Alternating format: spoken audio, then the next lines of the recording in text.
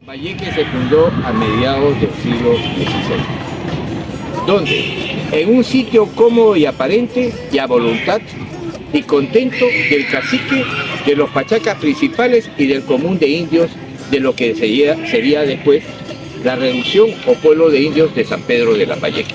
Esa era la denominación original.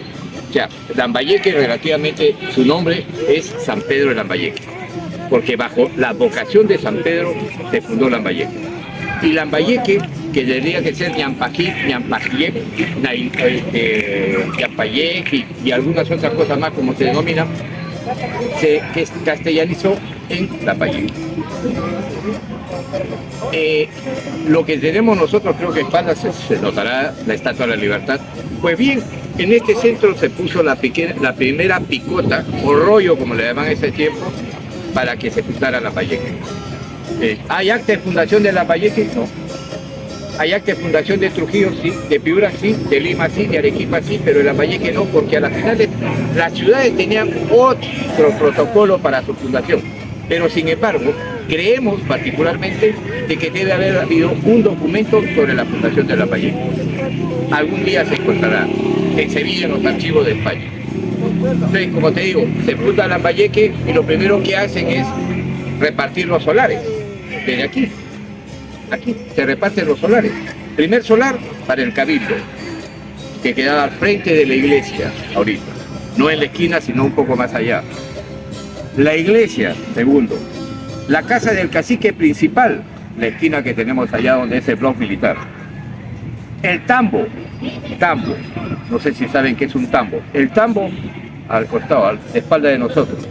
La casa de comunidad, lo que es el 27 de diciembre, y la casa de los principales de la nobleza nativa local. ¿Cuál es? Todo lo que está cerca. Ahí vivían los Minoyuyi, los Farrochumbi, los Azahuas o Azabache, y son todos los dueños de pachaquías, que era una pachaquía, era un núcleo de personas que estaban a cargo de un principal, y el principal en esa época se le llamaba pachaca. Los dueños de Lambayeque, en otro sentido, eran ellos.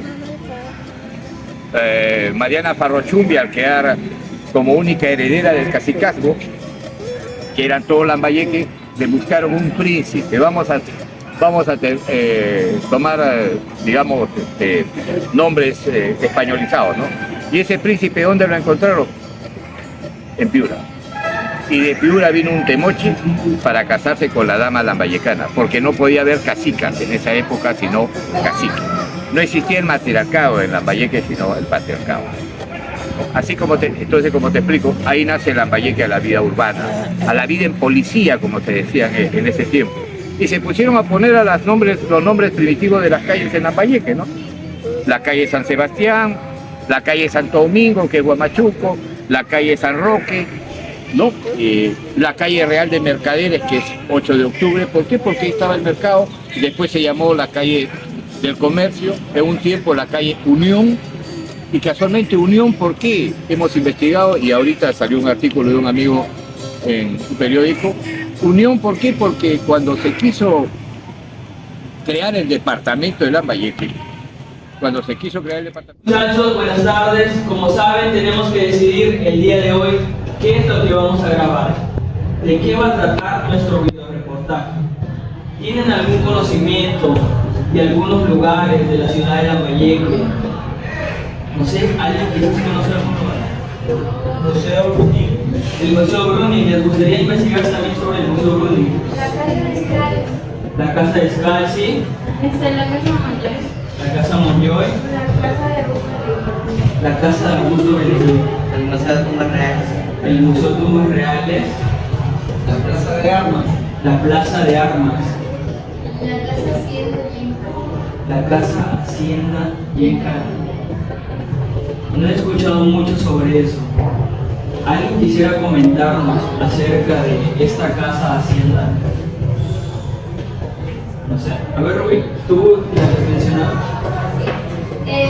Bueno, yo tengo unos abuelos que han vivido por ahí y me comentaron de que esta casa en años anteriores, era criadero de toros de lidia y también se cosechaba arroz y leche, y esos toros también los comercializaban utilizaban para una feria en Lima y también servían para las corridas de toros de aquella época. Muy bien, Rubén. ¿Alguien más conoce? Guadalupe. Bueno, yo he escuchado de algunos familiares que me contaron porque dijeron que tenían sus bases ahí. Dicen que está ubicada aproximadamente a 10 minutos de acá de la Lambayeque. Y pues es pasando el tren y pues ahí vas a encontrar como un pueblito chiquito donde está un colegio y ya la vuelta se encuentra. Dicen que ahora está muy deteriorada, pero igual sigue siendo muy interesante. Ah, mira, qué interesante, Guadalupe. O sea, no está tan lejos, ¿no? No, está aproximadamente 10 minutos de acá de la vuelta. Sería interesante investigar ese lugar. ¿Hablar sobre esta casa? Profesor, Yasmín. el otro día me fui por la casa y estaba muy abandonada. He escuchado en las noticias que la Municipalidad Provincial de Lambayeque hizo como una fumigación en esa casa para que así formara parte del circuito turístico de Lambayeque. Aunque a pesar de los increíbles esfuerzos de la municipalidad, la casa es muy difícil de costear y además creo que tiene como más de 20 socios que son propietarios de esta casa que no quieren entregar la casa a la municipalidad. Muy bien, Yasmín. Y ahora, si quisiéramos investigar este lugar, ¿conocen algunos historiadores o personas que conozcan sobre esta casa? ¿Carla? Sí, yo escuché y también en años anteriores encontré un historiador. Este historiador de acá de Lambayeque y tiene como nombre Jorge Izquierdo Castañeda. Pues lo poco que sé y lo que me han informado es que también ganó reconoce públicamente en la ciudad de Torreñazo porque dio un gran aporte sobre la historia de Lambayeque. Muy bien. Sería interesante entrevistar a este historiador, ¿no? Y otro historiador quizás que conozca a alguien. Ángel. Sí, hay una persona llamado Miguel Díaz. Es un historiador de Lambayeque que sabe todo de este suceso que ha pasado en Yenca de Boyano. Más bien está informado ya que digamos que él ha trabajado en Muy bien, Ángel. Entonces, muchachos, yo les pregunto, ¿les gustaría investigar este lugar? ¡Sí! ¡Vamos! ¿Vamos?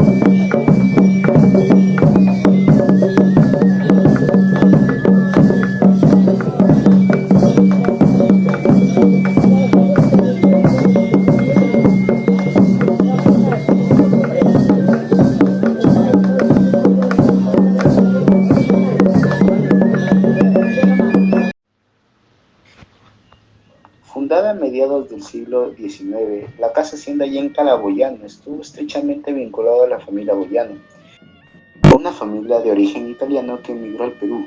Los Boyano formaron parte de un grupo de inmigrantes europeos que llegaron a Perú en esa época, algunos dedicándose a actividades agrícolas y comerciales. Esta hacienda fue en su momento el epicentro de una vasta operación agrícola que abastecía tanto a la región como a mercados internacionales. Sus tierras fértiles sostenían el cultivo de algodón, caña de azúcar y otros productos clave de la economía colonial tardía. Con el tiempo, la hacienda se convirtió en un símbolo del poder y la influencia de sus dueños marcando el paisaje social y económico de Lambayeque.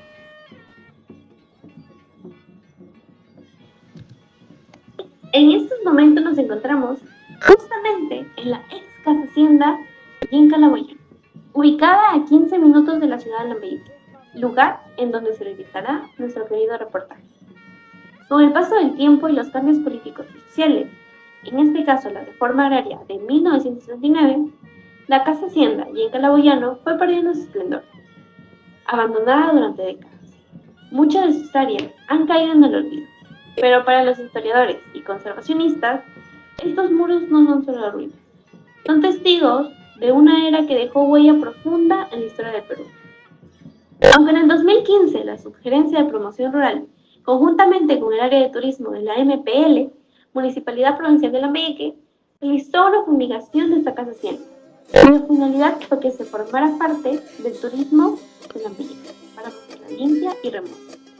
Actualmente, al avanzar por sus habitaciones, la pintura callejera invadió las paredes de nuestra querida casa, quitando aquel valor cultural que tanto gusta. Aunque conserva parte de su arquitectura, la actual casa hacienda y en Calaboyano se está cayendo a pedazos, y la nostalgia de los años de gloria de nuestra casa se caen junto con ella. Antes, siendo una hacienda ganadera de toros de Lidia, perteneciente a la familia Fernandini, ahora es un lugar abandonado. Aunque diversos esfuerzos buscan restaurar la casa hacienda y proteger su legado para las generaciones futuras, convirtiéndolo así en un lugar de aprendizaje y reflexión sobre nuestra historia. Una reconstrucción de antaño con mucho potencial para ser reconstruida y puesta en valor para incentivar el turismo mostrado en manifestaciones culturales sería una gran atracción para los visitantes nacionales y extranjeros. Pero aunque esta idea es muy motivadora, actualmente la casa hacienda es propietaria de más de 20 socios que se niegan a poder restaurarla. Siguiendo con el recorrido, podemos distinguir distintos carteles en el que mencionan ser aulas enumeradas con distintos números de orden. Ello nos hace pensar que en su momento de gloria, la hacienda en Calaboyano fue una escuela para los pobladores que vivían cerca allí o tal vez de otros lugares. ¿Será que permaneció por mucho o poco tiempo? Ingresando más a fondo, podemos percibir la parte superior de la hacienda, los techos que fueron hechos al parecer con cañas junto con barro, que resultaron eficientes en su momento, ya que vemos que solo algunas partes están deterioradas. Sin embargo, está por caerse. Así también podemos apreciar la parte inferior, los pisos. Se pueden escuchar los crujidos de madera, sin duda ya con polilla y a punto de desaparecer. Así también distintos grafitis con distintos dibujos que fueron dibujados en las paredes del interior de la hacienda. Tal vez lo hicieron niños por simple diversión o tal vez significa algo. Miren, acá hay un baño muy iluminado, tiene ventanas que permite la entrada de la luz sin ningún problema. Tiene incluso una ducha, quizá aquí fue donde se bañaban los propietarios. Pequeños espacios tal vez para guardar algo o para colocar recipientes para juntar agua cuando no había. Se puede apreciar que está lleno de polvo por la falta de su mantenimiento adecuado para su preservación.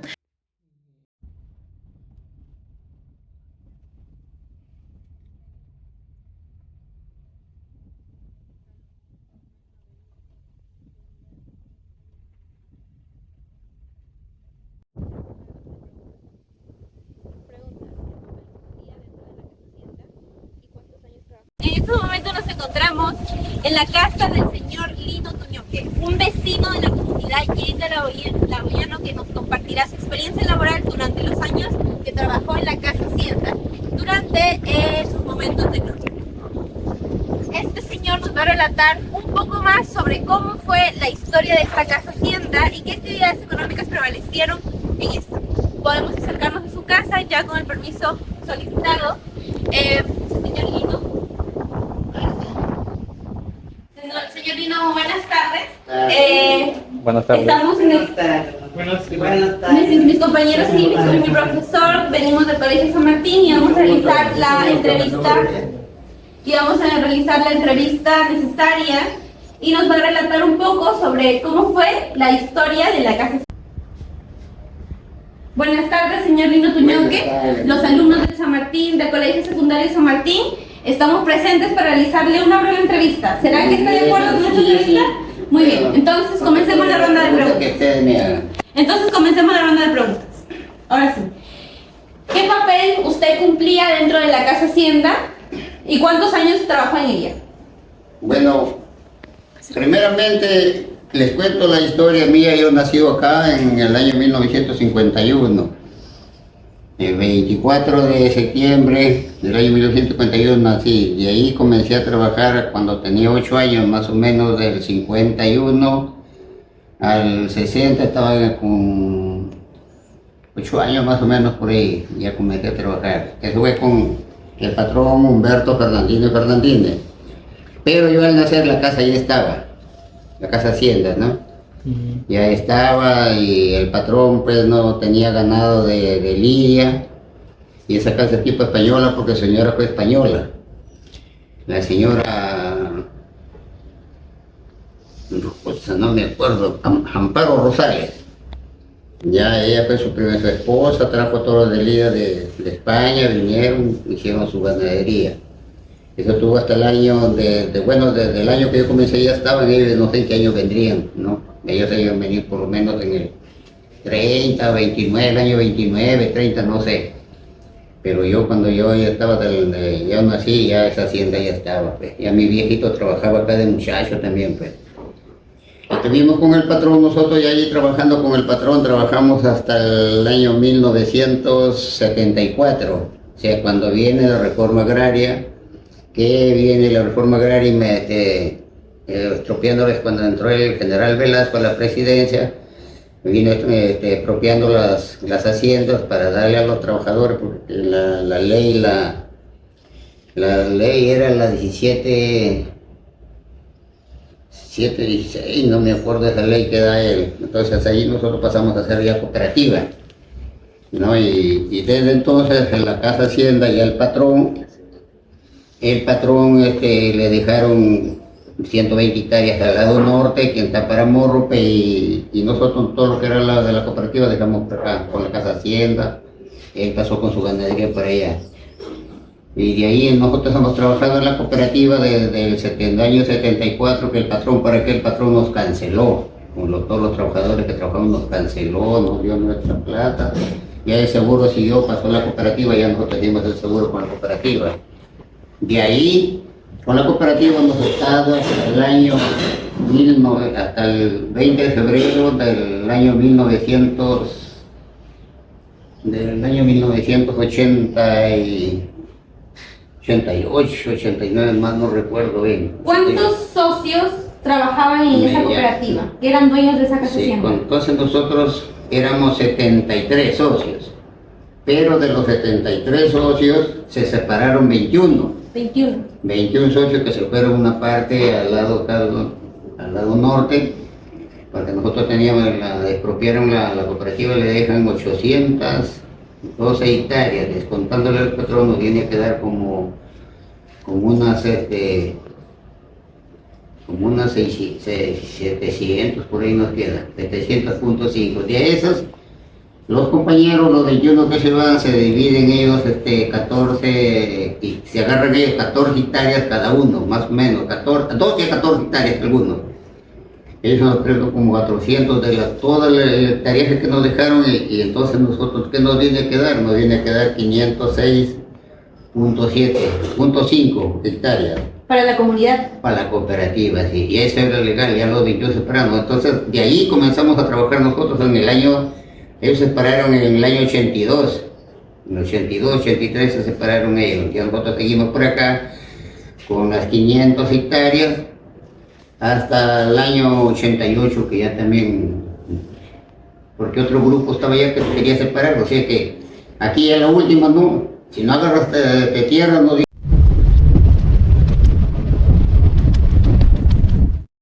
encontramos en la Plaza de Armas 27 de diciembre, en el cual se dio el primer grito libertador del norte peruano. En este momento nos encontramos acompañados del señor Jorge Rogelio Izquierdo Castañeda, en el cual nos va a brindar un pequeño contexto sobre la fundación de Lambayeque. Buenas tardes, señor Castañeda. Hola. ¿Nos podría brindar un pequeño contexto de la historia de esta ciudad? Bueno, pero parece mentira, ¿no? Fíjate, justo estamos en el centro de lo que es el núcleo de la fundación de Lambayeque. No tenemos la fecha exacta y por eso nosotros manejamos una fecha como tentativa. Y para ser tentativa decimos mediados del siglo XVI. Cuando hablamos mediados del siglo XVI puede haber sido en 1751, 52, 53, no estamos seguros. Entonces, para efecto de las charlas, efecto de eso, nosotros hablamos, Lambayeque se fundó a mediados del siglo XVI. ¿Dónde? En un sitio cómodo y aparente y a voluntad y contento del cacique, de los pachacas principales y del común de indios de lo que sería después la reducción o pueblo de indios de San Pedro de Lambayeque. Esa era la denominación original.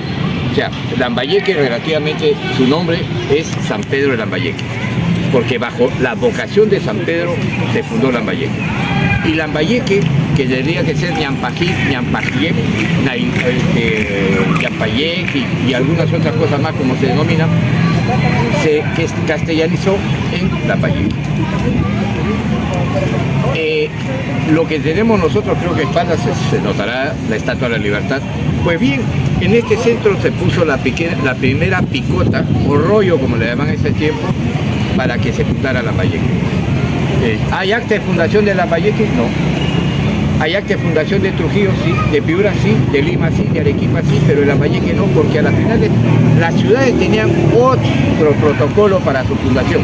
Pero sin embargo, creemos particularmente de que debe haber habido un documento sobre la fundación de Lambayeque. Algún día se encontrará en Sevilla en los archivos de España.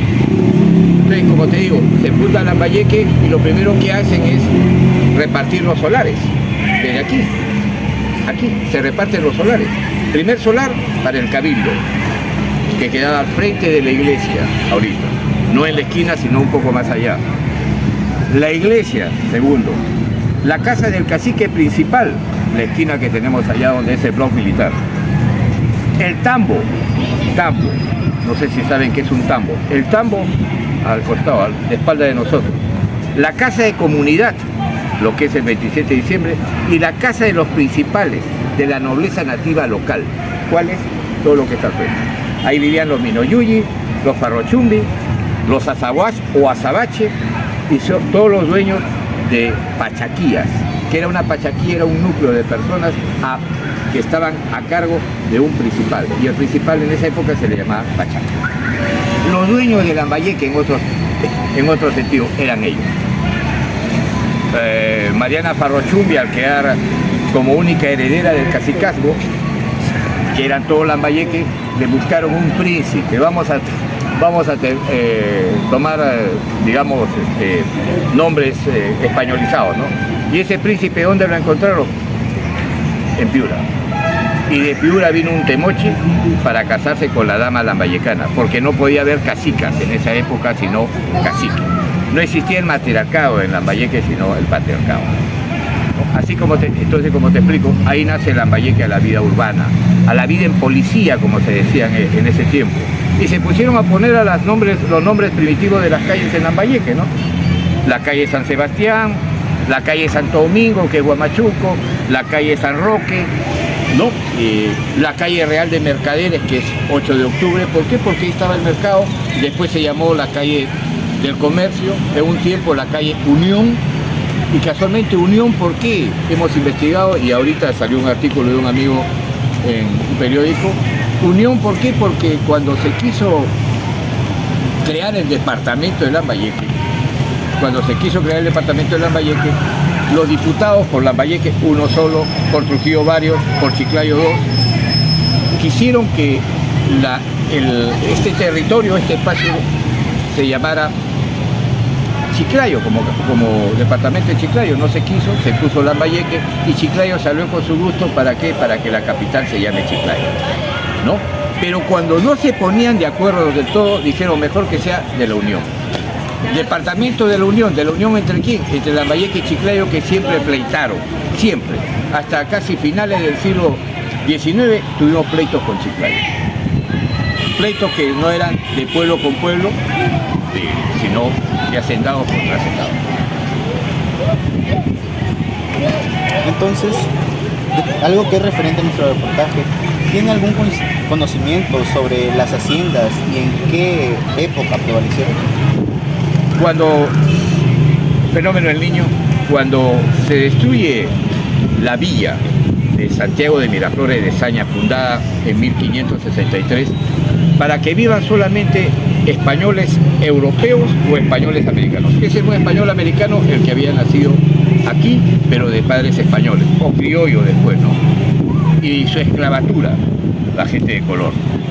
Entonces, ellos se funda Saña, que es el único sitio, digamos, aquí en la región, que, digamos, donde vivieron blancos y morenos o de color. El resto de pueblos fue solamente para que vean nosotros. Entonces, así es Chiclayo, que se funda a raíz de la fundación de su convento. Tiene Muchumí, Mopacora, Piz, todos los pueblos que tú tienes en el mapa de nuestro departamento se fundaron para que sean pueblos de indios, ¿no? Y digamos en Lambayeque, el primer cacique de Lambayeque, Coscochum. Cosco, ¿por qué Cosco? Cusco. ¿Y por qué Cusco si somos moche? Porque él fue engendrado en el Cusco. Su madre era moche, su padre cusqueño, lo engendran en el Cusco, regresa a la madre y le pone Coscochum. Cuando se bautiza se pone el nombre de Pedro, Pedro Coscochum. Y yo pregunto, ¿por qué siempre el nombre de Pedro? Ahí viene una cuestión muy interesante, ¿no? ¿Por qué San Pedro de Lambayeque? ¿Por qué San Pedro de Morro? San Pedro de Yoc. Siempre Pedro. El primer encomendero de Lambayeque, español, que no vivió en Lambayeque, radicó en Trujillo, era Juan de Barbarán. El problema es que encontramos el apellido materno, Juan de Barbarán y San Pedro. Su madre apellidaba San Pedro. Tal vez, porque es una hipótesis de trabajo, al nombre de su madre o el apellido de su madre lo adoptó para Lambayeque. San Pedro de Lambayeque. Su primer hijo, Pedro. El primer cacique bautizado, Pedro. Los pachacas de esa época que nacieron por mediados a finales del siglo XVI, Pedro. Pedro Huerta, Pedro Quesquén, Pedro Minoyuyi, todos eran Pedro. Bueno, entonces, durante todo este Lambayeque, ¿cuáles fueron las actividades económicas más importantes? Lo que me dices tú hace un rato, ¿no? Y nos hemos ido muy lejos. Cuando se destruye Saña en 1720, solamente vienen acá 4 a 5 personas, que eran las autoridades representativas de Saña. El alcalde de Varas, estaba el portaestandarte y 3 personas más, no vinieron más. Con el pasar de los años y al no poder recuperar Saña, su esplendor antiguo, porque apostaron para seguir construyendo sus casas de nuevo, levantando sus iglesias, no pudieron, vino un niño en 1728. A los 8 años del de 1720, cuando todos estaban queriendo recuperarse, viene otro niño, peor que el del 20, ¿eh? Ya para qué vamos a estudiar el 28, ya derribó todo lo que estaba ya por construirse. Entonces es ahí donde ellos dicen, acá no podemos estar, esta zona no, es muy vulnerable. Y a partir de 1730-40 es donde yo he descubierto que están viniendo a Lambayeque. Y comienzan a construir las casonas, muchas de ellas derribadas. Muy pocas quedan, del siglo XVIII. No hay pocas. Todo lo que es patrimonio cultural alrededor de la plaza es republicano, salvo la iglesia, que es de 1690. Pero bueno, del siglo XVII. Entonces, todos los dueños de haciendas que ustedes conocen, Hacienda Tumán, Hacienda Pátapo, Hacienda Pomalca, y etcétera, etcétera, etcétera, La Viña, todos esos personajes vivieron en Lambayeque. Todos. Los últimos, los Aurich, dueños de Batangrande. Los últimos, los Vaca, dueños casi de Lambayeque más Piura. Todos ellos vivieron acá. ¿Y por qué no siguieron viviendo acá? Simplemente porque también es el fenómeno del niño. Vino los fenómenos del niño del siglo XVIII y también del XIX. Y yo les explicaba la vez pasada a un grupo de alumnos que aquí no puede, si yo vivía al frente, para pasar a la otra esquina tenía que venir en balsa. En balsa. Teníamos balsa, teníamos que balsear varios días. 1791 se balseaba en Lambayeque. En la iglesia se encontró, mucho después, una raya que decía hasta aquí llegaron las aguas y medía 1,10 metros. En la iglesia, 1,10 metros, llena de agua. Y así estuvo por bastante tiempo. Da el caso de que ya no se enterraban en la iglesia, porque todos se enterraban en la iglesia y en el atrio. Si no, tuvieron que enterrarse algunos en la ramada y después no sé dónde, porque a la final no hemos encontrado. Pero no se podían enterrar en la iglesia, porque estaba llena de barro y agua. Es el fenómeno del niño lo que se debe estudiar. Porque si vemos que Lambayeque comienza a declinar en su progreso, es por el fenómeno del niño. Y es ahí donde comienza a crecer la republicana, como le dicen a pobre Chiclayo, ¿no? La que no tiene historia, y total sí tiene historia, y prehispánica también, pero comenzó a florecer. La situación donde se encuentra Chiclayo es más alta que donde estamos nosotros, estamos en Hollada. Chiclayo no. Y por Chiclayo se podía comerciar más con Chota, con Cajamarca, era más fácil que venir hasta acá. Y crece Chiclayo y nosotros nos vamos quedando. Hasta el año 25, que también, y estamos hablando de 1925, del siglo pasado, que también Lambayeque sufrió una inundación. Ahora ya no lo vemos. Ustedes no tienen noción del año 1982-83. Un niño terrible, por poco nos inundamos. Tal vez ustedes no han visto la del 93-94, pero sí se acuerdan de la 2017, aquí nomás. Yo estuve por acá, por lo que es 29 de mayo, y me dio mucha pena. Porque pensamos toda la vida de que con este proyecto de agua, desagüe y no alcantarillado, que dice ahí, se gastaron más de 60 millones, pero no solucionaron los problemas que hasta ahora subsisten con respecto al agua. Y no tenemos agua 24 horas tampoco, o la tienen. No, por última hora no tenemos agua, y felizmente ya vino la luz. Eso es lo que heredan ustedes. Y es por lo que tienen que luchar después, cuando ya les toque tomar las riendas de su ciudad. ¿En qué época o años exactamente fueron donde más se empeoraron las actividades económicas y en qué momento empezó el declive? El declive, nosotros actividades económicas la tenían antes de que lleguen los criollos, llamémoslo así, de Saña, ¿no? Era un pueblo pujante, un pueblo rico. Con nosotros, los indios, aquí trabajando con nuestros caciques, comerciábamos, no había problema. Pero después ya viene el problema de Saña, vienen ellos y comenzamos con la caña de azúcar. La caña de azúcar. Las tinas de hacer jabón y curtir pieles para hacer monturas, zapatos, cueros, correas, qué sé yo. Pero el jabón fue la industria más grande que tuvo Lambayeque, el jabón. ¿Y cómo se hacía el jabón? De las cabras, lo que llaman los chivos. Teníamos manada, 30.000 chivos tenía, o cabras tenía, por ejemplo, mi amigo que está aquí al costado, ¿no? 30.000. Mi amigo que tiene allá 50.000 cabras a su disposición, no hay ningún problema. Y con ellas, por ejemplo, las sacrificaban y le sacaban la grasa. Y la grasa servía ¿para qué? Para hacer el jabón. La carne para comer y el cuero para hacer los zapatos y todo de cuero de cabra, por eso. Esa fue una de las grandes industrias de Lambayeque, que se perdieron, ¿por qué? Por las inundaciones. Entonces, cuando vinieron las inundaciones, se acabó con ellos. Sembrábamos tabaco, sembrábamos vino, hacíamos vinos, dulces, cualquier cantidad. Todo eso se vino, ¿a qué? ¿Debido a qué? Al agua, a la lluvia. ¿No? Entonces, la preponderancia de Lambayeque comenzó a caer. Vinieron los Borbones, que son los reyes de España, que sustituyeron a los Austrias y vinieron con otras leyes, ¿no? Agarraron, en vez de que San José sea un puerto mayor, le quitaron el puerto mayor, se lo llevaron. Pacasmayo también le quitan a Pacasmayo y se lo llevan a Paita y se lo llevan a Trujillo. Entonces comienza también el problema de que no sabíamos cómo sacar nuestras mercaderías y cómo comprarlas también. Así que comenzó el problema.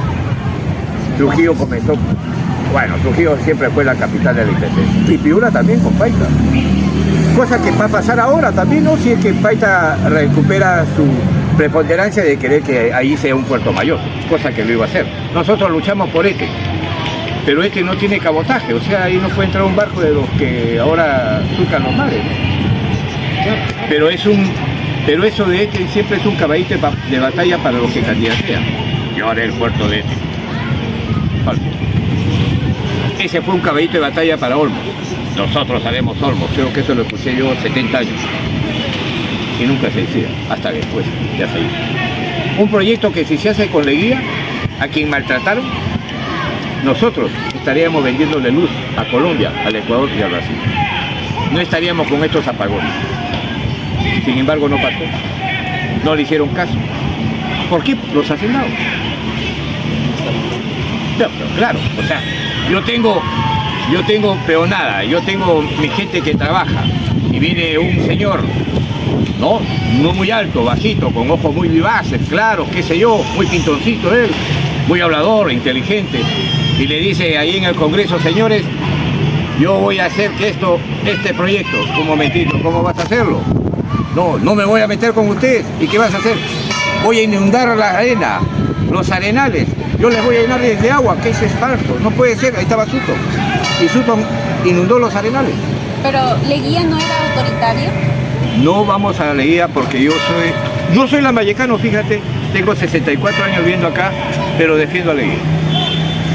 A mí me han comparado a Leguía con Fujimori, ese es el colmo, y yo he salido a defender a Leguía. Tal vez el único, porque mi pueblo, teniendo a Leguía, no lo defiende. Es que el gran Leguía fue un dictador, sí, de mano blanda. Leguía es el problema, pues el problema es las haciendas. Entonces, ¿qué hicieron los hacendados? Un momentito, nos vas a dejar sin brazos. Cuando se dieron cuenta de que era una realidad, Chavimuchí, lo de Arequipa y lo que podía hacer acá, dijeron, un momentito, nos vas a dejar sin brazos, sin peonada. ¿Quién va a cultivar los campos? Si todos van a tener terreno, a cada uno le va a dar 15 hectáreas, con casa. Era un socialista a las finales. Y mira, ese problema le causó eso. De que fue dictador, pero es mi dictador, es lambayecano. ¿Qué opina usted sobre la economía de Hacienda que prevaleció en esa época? Pero claro que tenía que prevalecer. Ahora yo te preguntaría, las haciendas, ¿cómo las obtuvieron los hacendados? Quitándole las tierras a mis paisanos, quitándole las tierras a mis ancestros, a mis indios. A los indios como yo, pero yo tengo bigote, te quitaron. ¿Quiénes eran los dueños de aquellas haciendas? No, de las tierras de antes de las haciendas. Los indios. Pero claro. Todo era de ellos, todo aquí fue de ellos. No hubo nada de gente que vino de otro sitio, en este caso españoles europeos. Hay muchos que dicen, por ejemplo, esta es la conquista, yo pienso que es una invasión y después conquista. Esa es una invasión y después una conquista. Muchos defienden la cuestión de la monarquía, no me explico por qué. Yo te explico así, pero no digo nombres. Tengo un grupo, que es el que caminamos, a las finales querían que el rey Felipe venga al Perú. El único que soluciona el Perú es el rey Felipe, pero no vayamos muy lejos. San Martín, que viene del sur, ¿qué dice? ¿Qué decía San Martín? Se fue a buscar, mandó gente para que busquen un monarca, o una reina, o un príncipe para que venga a gobernarnos. ¿Somos ingobernables? Sí.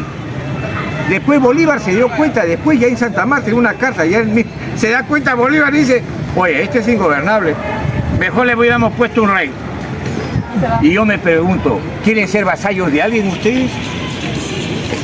¿Quieren ser vasallos? ¿Quieren caminar y que pase un blanquito alto de ojos verdes y tengan ustedes que besarle la mano de rodillas? O si pasa un muchacho y ve dos chicas bonitas y estos van en cabeza y dicen, súbelas. Y tienen que subir. ¿Qué es esto, por favor? Nosotros somos otra gente ya. Y los muchachos deben ser revolucionarios. Desde ahorita. Nada de monarquía, por si acaso, ¿eh? No, eso pasó. Vamos a luchar por una democracia y tenemos que luchar la que la estamos perdiendo. ¿Qué república? Republicanos seremos. Nunca vasallos, nunca, ciudadanos, sí. Es la verdad. La cuestión de las haciendas, yo les dije hace un rato, no leo haciendas, no estudio haciendas. Yo conozco la biografía de todititos y las haciendas que tuvieron, los que vivieron acá. Sino que no me gusta hablar de ellos.